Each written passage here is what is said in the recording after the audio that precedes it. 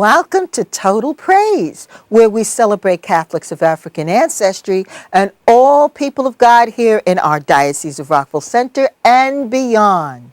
Today, we will be sharing a wonderful story of hope and how a young African-American woman's unmarked grave in Nova Scotia inspired a playwright to share her story.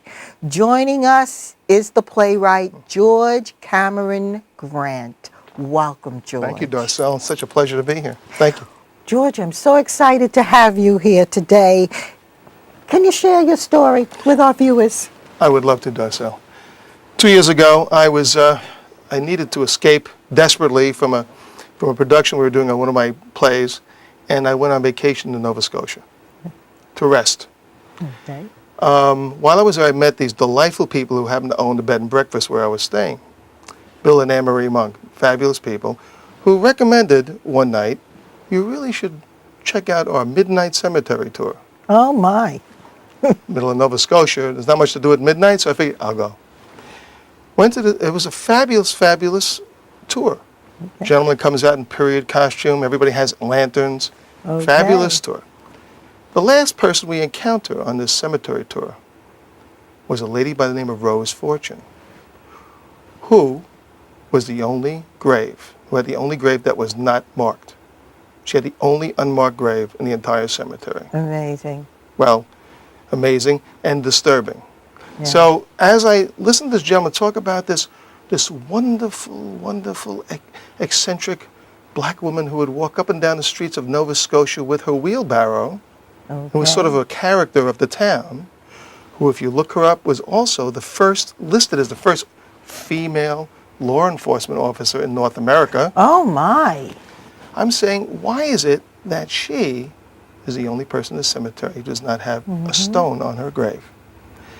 So I walked away from that cemetery tour no longer at rest, shall we say. Right. It was no longer a vacation. I was now on a mission. Okay. Came back to the city, and from that point on, all I thought about was Rose Fortune. Oh, my I goodness. did as much research as I could. I even encountered one of her last distant relative, Oh. who happened to be the mayor of the town that Rose grew up in the 80s, Annapolis Row. My Yes. goodness gracious, that's almost scary. Yes, her name was Dr. Doreen Lewis, and I finally tracked her down, and I told her that I wanted to write a story about Rose, which she approved of course, had tried to do it herself, but what we discovered was there was so little known about her that even she could not find out very much more than a thimbleful of Right. information. Anecdotal, couple of facts, Yes. one drawing that was done of her. Yes. So what I was faced with was a challenge of creating the myth of Rose Fortune, Okay. combining the anecdotal information that I knew, what she had shared with me, Yes. plus the history that was going on at the time of the black loyalists, Yes. which came from America in the revolutionary times. Okay? Now that's interesting Yes. because I don't think that many of us know what a black loyalist Okay. is. So if you could just very Be more than briefly happy give to tell us you. a sense of that. Revolutionary War. The British, wasn't going very well for the British. So what they decided to do, they put out a proclamation saying that any slaves who would be willing to fight for the crown against the colonists, Yes. rebelling colonists, would be given their freedom, Ah. which Rose's father did and fought for the British, Okay. getting his freedom.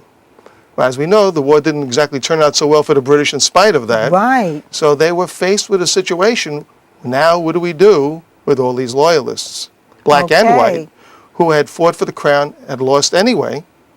What do we do? So what happened was they were sent by boat to various parts of the realm Right. of the empire, the British Empire.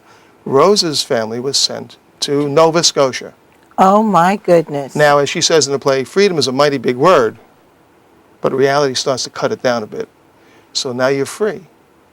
But now you're in a country that really was populated by hundreds of people at the time. Yes, Hundreds, yes. not thousands, not hundreds of thousands, but hundreds. And now there are these thousands of slaves, ex-slaves, being deposited on this land to share to share, resources that didn't exist in the first place. So what do you do with that freedom? Right. So the story of Fortune is about this 10-year-old girl who, in spite of the odds against her, in spite of this strange land that she's deposited on, Yes. finds a way not only to survive, but to thrive. Amazing. So we have here this wonderful play about people that we don't know that much about, because I don't think that many of us know that people fought on the side of the British and that this happened. How exciting is this? So now, why is this play important? Because we want people to understand this. Why is this play important? Because it's a play about empowerment. Yes. How young people today are not getting the message that they have within them. It's not given by government. It's not given by anybody else. It's given by God, a sense of purpose. Now, she says, she calls herself at the beginning of the play the most fortunate woman in all of Nova Scotia. Yes. Why? Because the good Lord give me purpose. Amen. And we need purpose. We need our children to know that every single one of them has a God-given purpose. Not a state-given purpose, but a God-given purpose. Now, how did Rose inspire you? I think Rose pretty much took over my being when I walked away from that cemetery. I'm serious. The funny thing about being a playwright, I'm finding, is that the more I write, the less I have to do with it. Yes. It basically, you just get out of the way. And that person that you're writing about pretty much tells their story. Yes. And I think this was no more true than in this case. I felt Rose really told this story, and I was honored and privileged enough to be the one who happened to hold the pen, but it's really her. It's really about her story and her sense of, and I think that as Professor Cornel West said so poignantly in his book Democracy Matters, Yes. that justice Yes. is so important. And justice is not a racial thing. As he points out, justice was a sort of an Hebraic discovery. It was an Yes. Hebraic invention. So it transcends race. It's about the outsider. Yes. And we can all relate to that.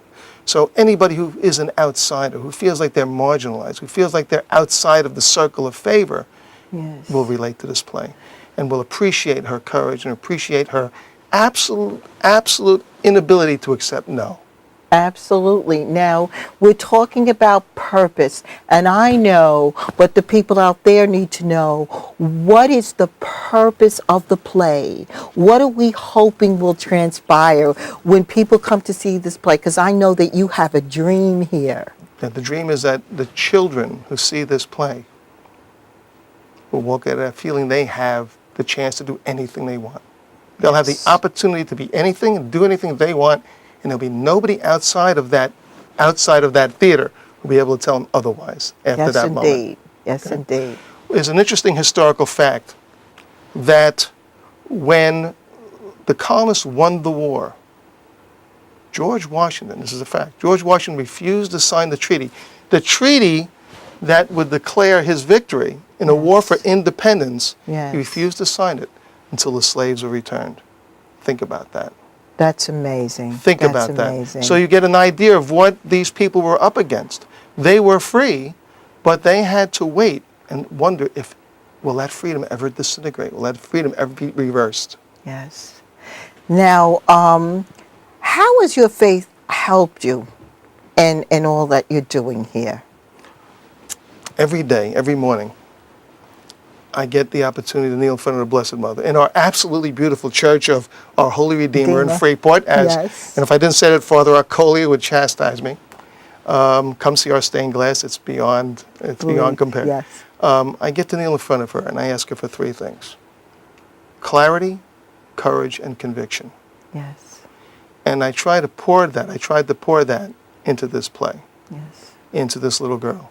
And I can't imagine her doing what she did, her 90 plus years of being able to not only survive but thrive, unless she had clarity, courage, and conviction. Yes. And that's what I Yes. would love to, children who see this play, people who see this play, Yes. will see this and say, yes, I can do that, whatever that is. Well, now I must say for all those who are out there and beyond this diocese that this play is going to be performed in July and that the proceeds are being used to raise funds for scholarship for young people who would like to be entrepreneurs and also to please put a stone on Rose Fortune's grave. So I'm going to thank you, George My Cameron pleasure. Grant, for joining us today and giving us this word. Now let's hear about a saintly person of distinction. Bishop James Augustine Healy. James Augustine Healy was born in Macon, Georgia in 1830 as a slave. His father was an Irish immigrant who married his mother, a black woman in Santo Domingo. Healy came to Georgia to engage in cotton farming and accumulated a considerable plantation. At the time, however, Georgia did not recognize interracial marriages, so the children were legally slaves. On a boat sailing up the East Coast, James' father met Bishop John Fitzpatrick of Boston. The bishop encouraged the elder Healy to send his 4 sons to the newly founded Holy Cross College in Worcester, Massachusetts, and his oldest daughter, Martha, to the Notre Dame Sisters School in Boston. James had grown to love the church and was determined to become a priest. He was ordained to the priesthood on June 10, 1854, in the Cathedral of Notre Dame.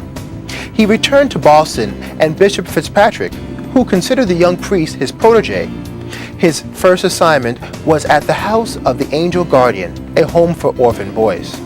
He soon made a name for himself that in part of the city's cholera-ridden slums.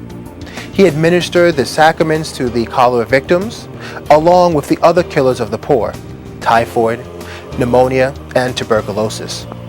Despite his color and his origins, the Irish Catholics of Boston came to accept him as one of their own. After being appointed as the Chancellor of the diocese and being named Rector of the Cathedral, the Holy See announced that he had been named Bishop of Portland, Maine. He was the first black priest to become a bishop in the United States. During his 25-year term as bishop, his diocese prospered. More than 60 new churches were built and 18 more parochial schools were founded. That was wonderful. We should all remember that God calls each one of us to be a saint. In closing, please join us in total praise.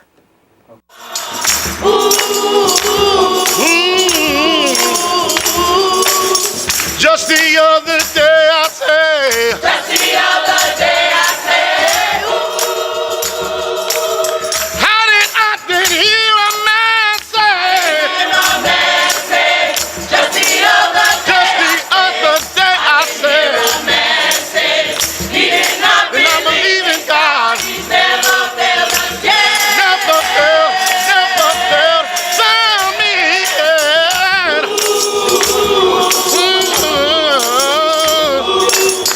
We have come this far by faith. We have come this far